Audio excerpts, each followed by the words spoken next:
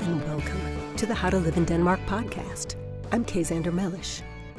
It seems as if every country has a city or region that is the butt of jokes. The rest of the country makes fun of the locals' abrasive accents and supposedly low-end behavior. In the United States, it's New Jersey. In Sweden, it's Skåne, the area close to Denmark that includes Malmö. I've been told that in England, it's Essex. In Scotland, it's Aberdeen. And in Ireland, it's Kerry. In Denmark, it's Randers. Randers is a city in Northern Jutland, about a half hour away from Aarhus. It used to be bigger than Aarhus, and bigger than Aalborg, too. But it was a manufacturing town, and when manufacturing fell apart in Denmark after the Second World War, so did Randers. Randers today, the stereotype is muscle meatheads, possibly criminal, possibly in some sort of motorcycle gang, with a rough, gravelly accent, lots of tattoos and leather. And that's just the women. The men are the same, but with shorter haircuts. In addition, people in Randers are supposed to be quite fond of Mokaï, which is a local alcoholic cider. If your idea of a good drink is blueberry cider from a can, or pink apple cider from a metal bottle with a twist cap, Mokaï is your brand. Some people call it Randers champagne. But as a foreigner, I've been insulated from a lot of these jokes and prejudices.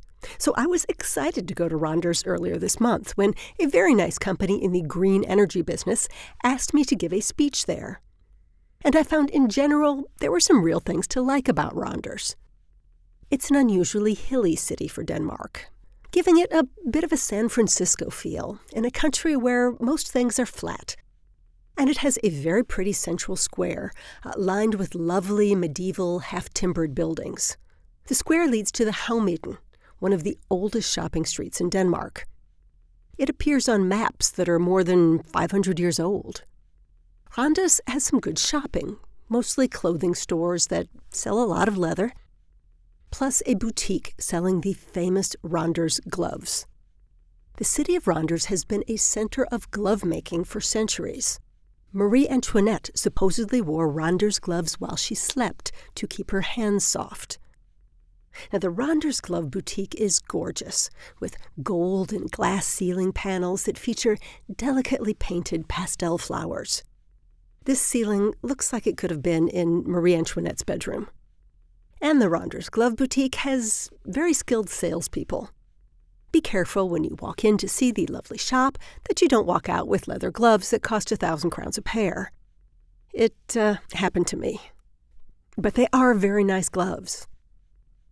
What has really damaged Randers is atrocious urban planning. Right next to all those lovely old medieval buildings are horrible 1970s concrete monstrosities in very poor repair. Whoever thought that was a good idea? In addition, the medieval old town is dominated by cars that drive very fast. Whenever I'd step back to take a photo of some inspiring building from 1626, I'd find myself about to lose a limb, courtesy a speed demon in a car. Ironically, the first pedestrian-only street in Denmark was in Randers. This is true. In 1963, the Havnmidten became the first pedestrian-only street in Denmark. But the city fathers and mothers apparently decided that was enough of that. These days, this is a car town. Fast cars. In addition, right on the edge of the medieval old city, the same evil urban planners decided on a huge concrete ceremonial promenade. Quite suitable for an imperial city like Berlin or Paris, but not for a provincial town with a population of 60,000. This wide, open, cold, windy, usually empty promenade is topped off by an absolutely ginormous statue of a horse, at least 2 or 3 stories tall, called the Jutland stallion. There's no rider on the horse, just a horse by himself. And he's probably a lonely horse, because there aren't many pedestrians in this huge concrete space. just a lot of cars zipping by in both directions. Anyway, the Jutland stallion represents the area's strong, muscular workhorses, and it has become the symbol of Randers, and the symbol of its rather successful local football team, which are called the Blue Horses, or Blå Heste. Strong and muscular has become the Randers brand, and the city has become the de facto center of the Danish fitness industry. My own personal trainer told me that the best Danish fitness influencers start out lifting their barbells in Randers, and then expand their business nationwide. But is Randers a tourist town?